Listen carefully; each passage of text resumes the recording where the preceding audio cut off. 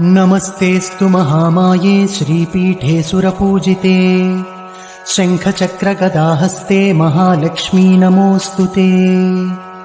नमस्ते गरुडारूढे कोलासुरभयङ्करी सर्वपापहरे देवी महालक्ष्मी नमोऽस्तु ते।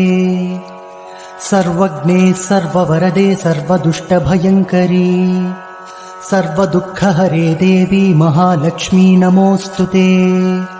सिद्धिबुद्धिप्रदे देवी भुक्तिमुक्तिप्रदायिनी मन्त्रपूते सदा देवी महालक्ष्मी नमोऽस्तु ते।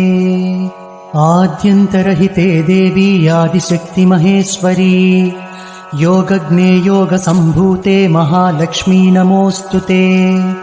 स्थूलसूक्ष्ममहारौद्रे महाशक्ति महोदरे महापापहरे देवी महालक्ष्मी नमोऽस्तु ते। पद्मासनस्थिते देवी परब्रह्मस्वरूपिणी। Download ShareChat.